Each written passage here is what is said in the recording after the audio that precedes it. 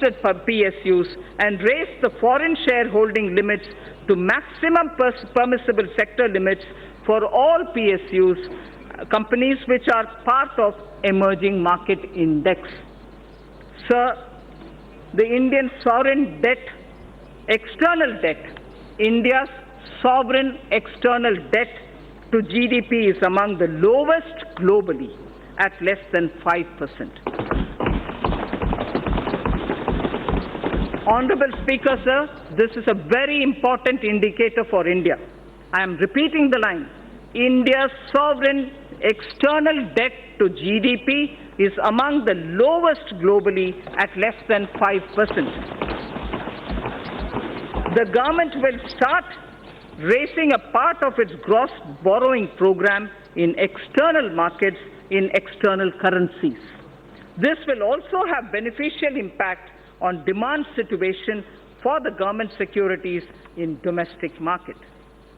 A new series of coins, sir, a new series of coins of 1 rupee, 2 rupees, 5 rupees, 10 rupees and 20 rupees, easily identifiable to the visually impaired also, were released by the government minister, by the Honorable Prime Minister on 7th March 2019.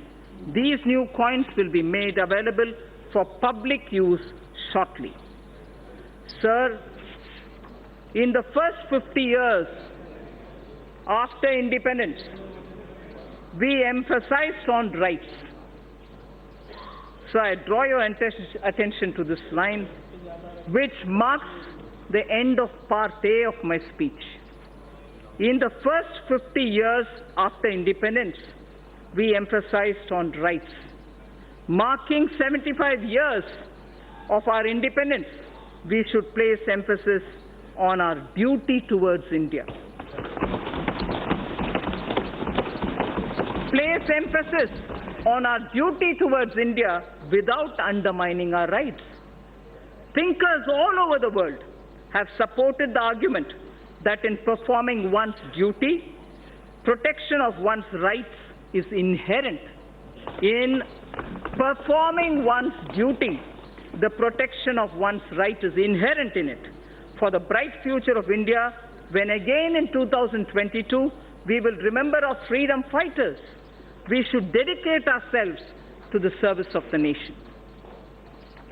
So now I move to part B, which is something of great interest for all of us, taxation related.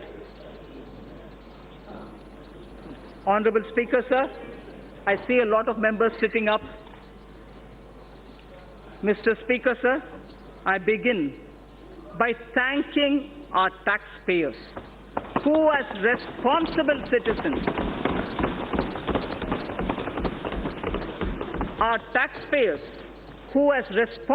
citizens, perform their duty by paying their taxes. It is because of their valuable contribution that our government is able to work for our collective dream of inclusive and all-round development of our nation. I place my appreciation to the honest taxpayer of India. At this juncture, sir, I find wisdom in a line from Purananuru, which is a Sangam time Tamil literature piece. A Tamil Sangam era work, and this is done by Pisirandayar. Pisirandayar, yes. The verse, Yanai Pugunda Nilam, a land into which elephant gets in. Yanai Pugunda Nilam. This was sung as an advice to the king, a Pandyan king, Pandyan Aruvudai Nambi. The king is Pandyan Aruvudai Nambi, and Pisirandayar gives this advice to him. It's a long verse. I'm only picking up the first line, some line from the middle and the end. Kai nel aruthu kavalang koline. Kai nel aruthu kavalang koline.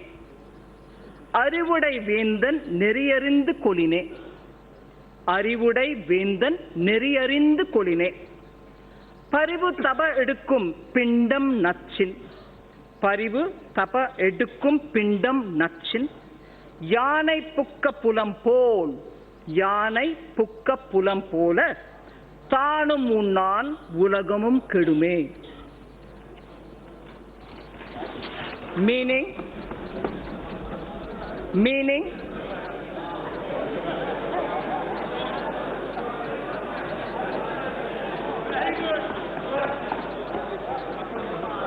a few mounds of rice, just a few mounds of rice from paddy that is harvested from a small piece of land would be sufficient for the elephant. For an elephant, just a few mounds of rice cooked from paddy which is taken from a small piece of land will be sufficient. But what if the elephant itself enters into the field and starts eating? It would eat far lesser than what it will trample with its foot. I hope the meaning is clear. So, the advice given to Pandian Arivudai Nambi is a valuable advice that this government appreciates. An elephant, if it is given mounds of rice, here I would refer to taxation, will be quite happy. It doesn't have to enter into the field and trample to eat the food. So we don't intend to trample anybody.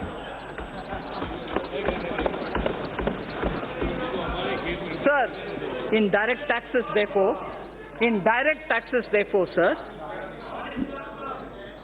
Mr. Speaker, due to a slew of efforts taken by our government, the direct tax revenue has significantly increased over the past couple of years.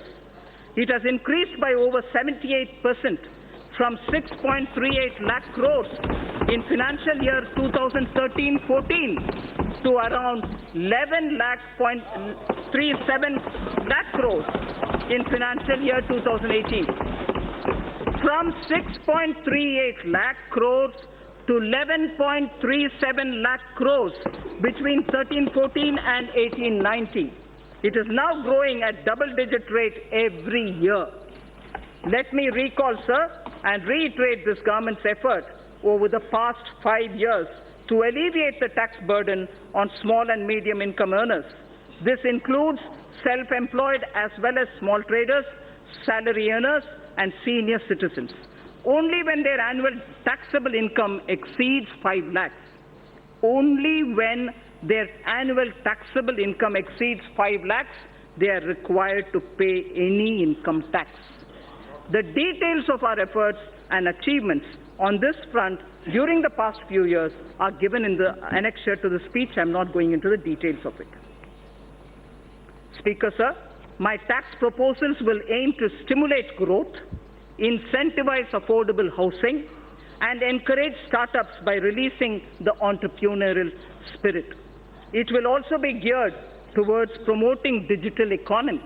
I aim to simplify tax administration and bring greater transparency. So far as corporate tax is concerned, we continue with phased reduction in rates. Currently, a lower rate of 25% is only applicable to companies having annual turnover up to 250 crores. Currently, the lower rate of 25% is only applicable to companies having annual turnover of up to 250 crores. I propose to widen this to include all companies having an annual turnover of up to 400 crores. This will cover 99.3% of all the companies. Only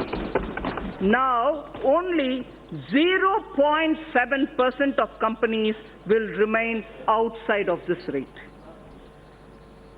So in order to boost economic growth and make in India, the government will launch a scheme to invite global companies through a transparent competitive bidding to set up mega manufacturing plants in sunrise and advanced technology areas such as semiconductor fabrication, solar photovoltaic cells, lithium storage batteries, solar electric charging infrastructure, computer servers, laptops, etc., and provide them investment-linked income tax exemptions under 35AD of the Income Tax Act and other indirect tax benefits.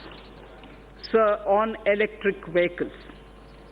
Considering our large consumer base, we aim to leapfrog and envision India as a global hub of manufacturing of electric vehicles. A global hub of manufacturing electric vehicles. Inclusion of solar storage batteries and charging infrastructure in the above scheme will boost our efforts. Government has already moved the GST Council to lower the GST rate on electric vehicles from 12 to 5%. Also, to make electric vehicle affordable to consumers, our government will provide additional income tax deduction of 1.5 lakhs of rupees on the interest paid on loans taken to purchase electric vehicles. What does this mean? This amounts to a benefit of 2.5 lakh crores over the loan period to the taxpayer who takes loans to purchase electric vehicles.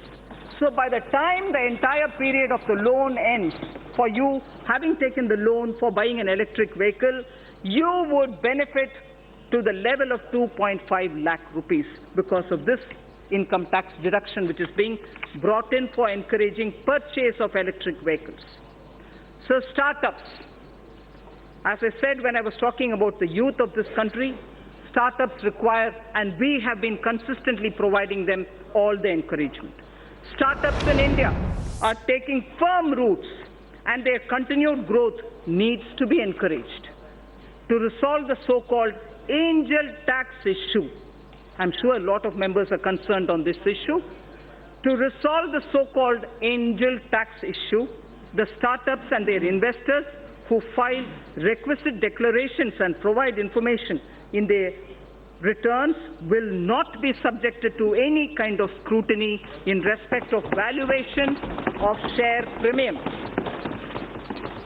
The issue of establishing identity of the investor and source of his funds will be resolved by putting in place a mechanism of e-verification, so there's no man-to-man interface there. With these funds raised by startups will not require, the funds raised by startups will not require any kind of scrutiny from the Income Tax Department.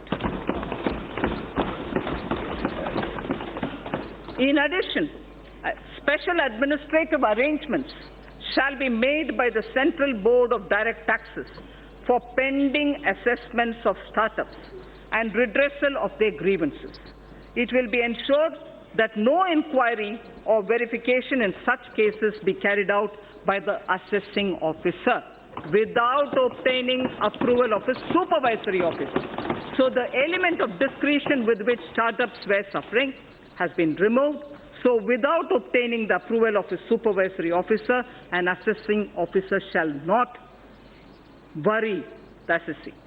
At present, startups are not required to justify fair market value of their shares issued to certain investors, including Category 1 alternative investment funds. I propose to extend this benefit to Category 2 alternative investment funds also. At the moment, it's available for AIS Category 1. Now I expand this to include Category 2 AIS also.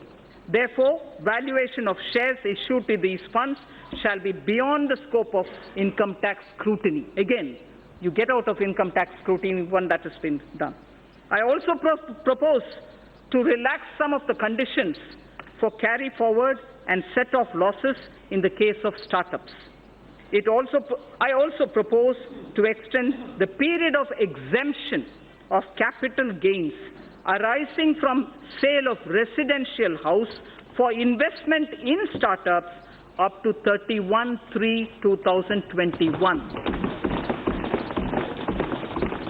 and relax certain other conditions of this exemption.